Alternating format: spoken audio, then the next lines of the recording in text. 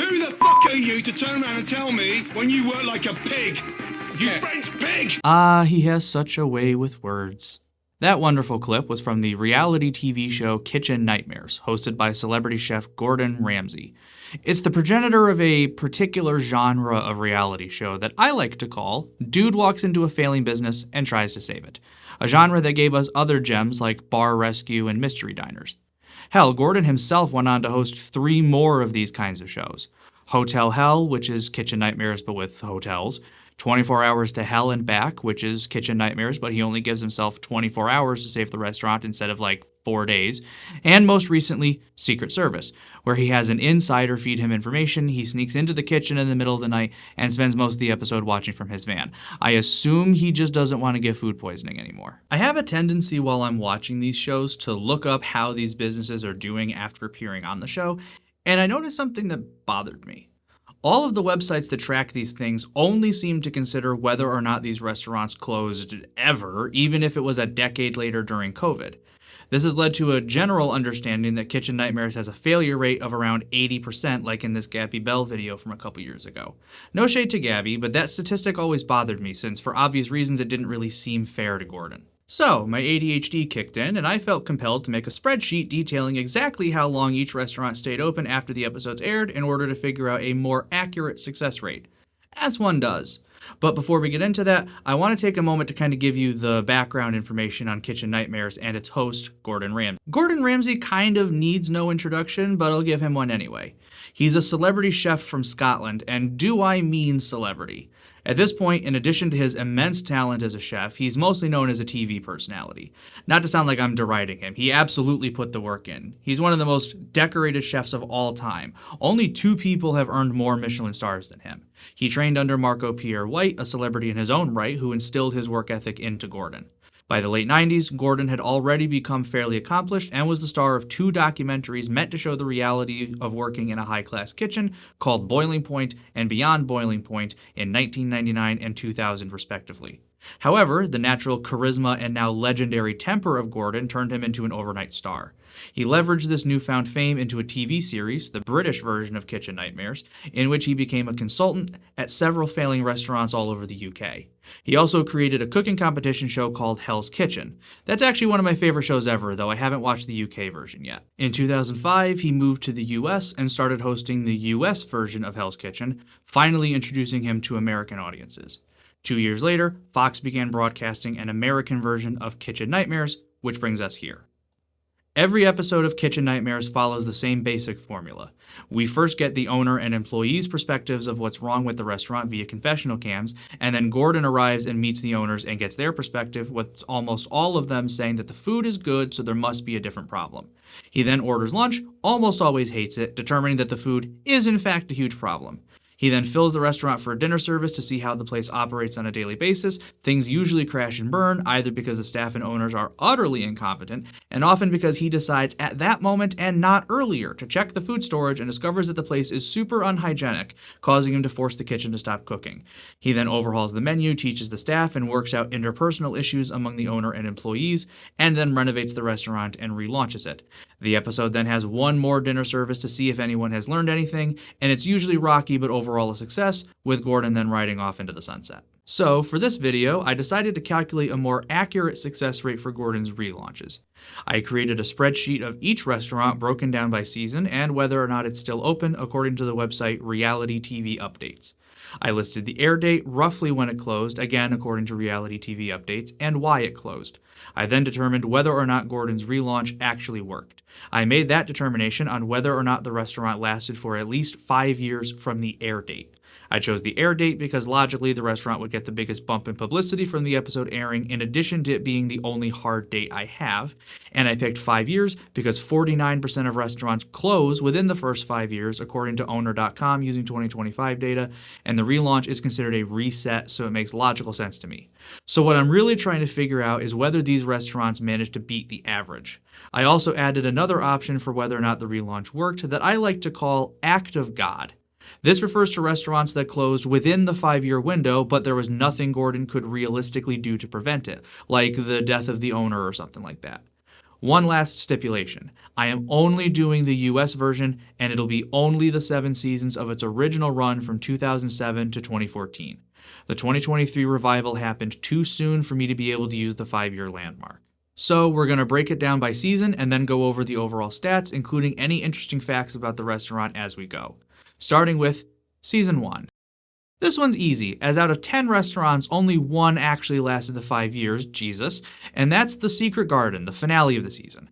There were 8 failures this season. They were Peter's, Dylan's, which was renamed to Purnima, The Mixing Bowl, which was actually already closed and only reopened to be on the show, Seascape, which closed before the episode even aired, The Old Stone Mill, Sebastian's, big surprise there, Finn McCool's, and Leela's, which just had too much debt.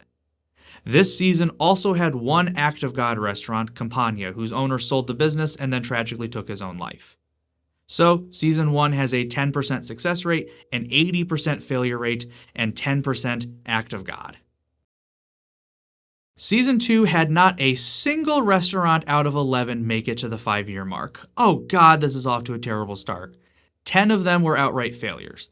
They were Handlebar, Giuseppe's, Trobiano's, Black Pearl, which closed 4 days after the episode aired, J. Willie's, Hannah and Mason's, Jack's Waterfront, Sabatello's, Sante La Brea, and Cafe 36, who actively blamed both the recession and Gordon's changes. Quick note I need to make. The first few seasons were basically filmed during the Great Recession, so it played a part in a lot of them closing, but I'll only consider it an act of God if the recession can reasonably be considered the primary reason that the restaurant closed. I just wanted to throw that out there because the recession might come up a few times. There was only one act of God in Season 2, and it was Fiesta Sunrise.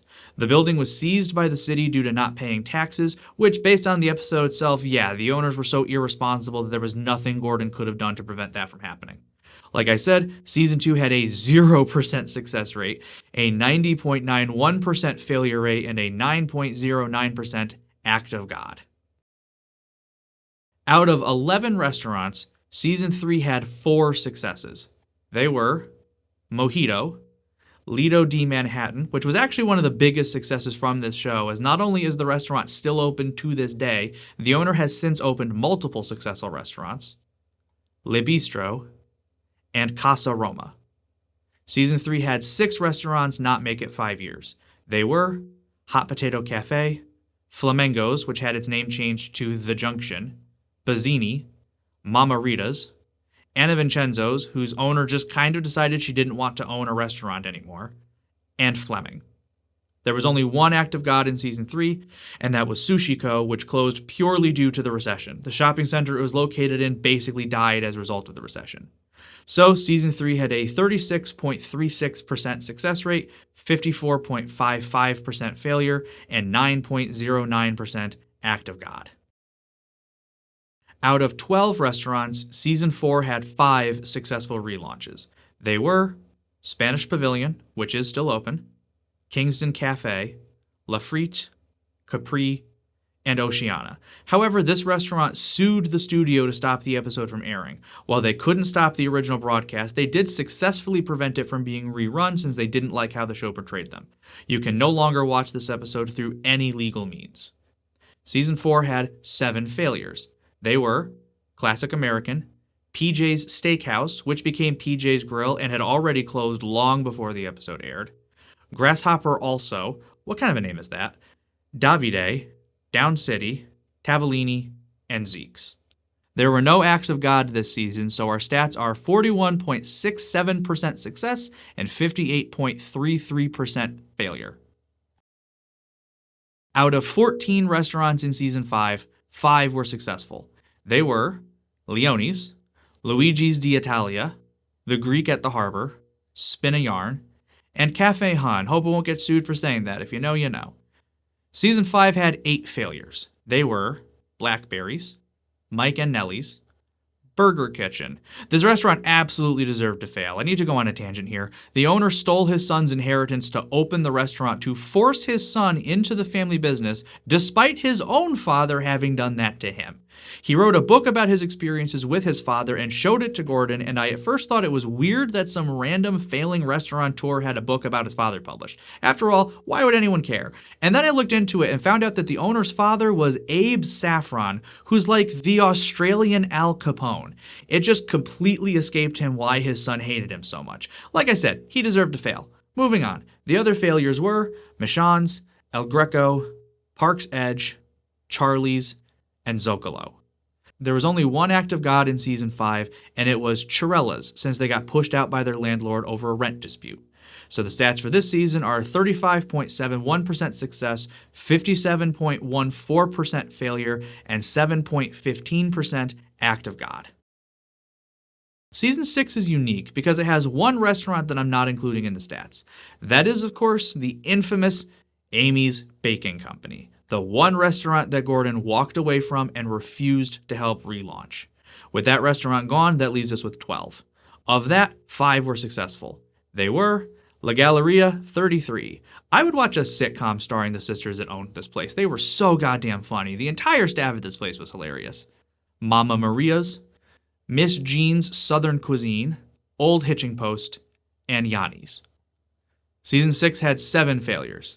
They were Barefoot Bob's, Levante's Italian Restaurant, Sam's Mediterranean Kebab, Nino's Italian Restaurant, Hello, my name's Nino. Mill Street Bistro, Prohibition Grill, which became Prohibition Gastropub, which only just barely didn't make the 5 years, and Chappie's. There were no acts of God, so the stats for this season were 41.67% success and 58.33% failure. The final season of the original run of Kitchen Nightmares had only 6 restaurants, with only 2 of them being successes. They were Pantaleone's and Zena Flaming Grill. Season 7 had 3 failures. They were Old Neighborhood, which apparently made the owners look so incompetent that the locals lost all faith in them, Kati Alo, which closed only a few days after the episode aired, and Manja Manja. There was one last act of God, and it was Bella Luna, coincidentally the last restaurant to air. It closed down because of both a landlord dispute, forcing them to close shortly after the episode aired, and they were accused of selling liquor without a license. That's such a huge no-no and so obviously incorrect that Gordon really couldn't have done anything to help them. So the stats for the final season are 33.33% success, 50% failure, and 16.67% act of God. Let's tally up our final stats. In the original 7 seasons, Gordon relaunched 76 restaurants, not counting the aforementioned Amy's Baking Company. Of those, 22 of them made it to the 5 years, 49 of them didn't, and 5 closed due to an act of God. That makes the final success rate of the show... That doesn't seem like much, and that's because it isn't. Remember that number I gave you at the beginning. On average, 49% of restaurants close before 5 years, leaving a 51% success rate. When you add the act of God percentage, that means the Kitchen Nightmares actually has a 64.47% failure rate. That is a 2/3 failure rate, which is far worse than that average. It's worth noting, however, that there seems to be conflicting statistics about exactly how high the 5-year failure rate is, with some saying 50%, some saying 60%, but the latest figure I could find was the 59% from Owner.com's article, The Real Restaurant Failure Rate in 2025. There was one thing that jumped out at me while I was going over the data. A lot of the restaurants that I counted as failures closed within a year of the episode's air date. So I got curious. I counted, and 31 restaurants closed within a year of the air date. Of the 76 restaurants, that means 40.76% failed within the first year. That already sounds bad. Wait until I tell you that statistically, only 17% of restaurants fail within the first year. That means Kitchen Nightmares more than doubled that number. I'm not a professional statistician, and there are likely a lot of variables behind why so many restaurants that were on this show failed. Some of them were too far into debt that nothing realistically could be done. Some of them were owned by people that were just too incompetent to do the correct things. Some were owned by people that were too stubborn to do what was right. And some were just owned by people that were really close to retirement. I don't feel confident in saying that Gordon's involvement actively made the situations at these restaurants worse, but the numbers show that at the very least he didn't help. This is, of course, also skewed because instead of looking at all restaurants, we're just looking at ones that were already failing. So, there you have it. the definitive success rate of Kitchen Nightmares. As much as I love that show and Gordon as a media personality, a part of me was kind of hoping that the numbers would stack up a little better in Gordon's favor. That being said, reality TV has a pretty well-documented history of making spectacle out of suffering and not doing much to actually help, and this could very well simply be another example of that. That being said, I'm curious now. I want to see how this number compares to Hotel Hell or the original UK Kitchen Nightmares, and I imagine that a show like 24 Hours to Hell and Back would have even worse numbers. Would that be something you'd be interested in seeing? More videos tracking this stuff? Let me know in the comments. I'm going to, at the very least, take a look at the Hotel Hell stats. Look forward to that at some point soon, though something else I'm working on might come out first. With all that said, I'm Trojan with Digital Bloodlines. Thank you very much for watching, and I'll see you all next time.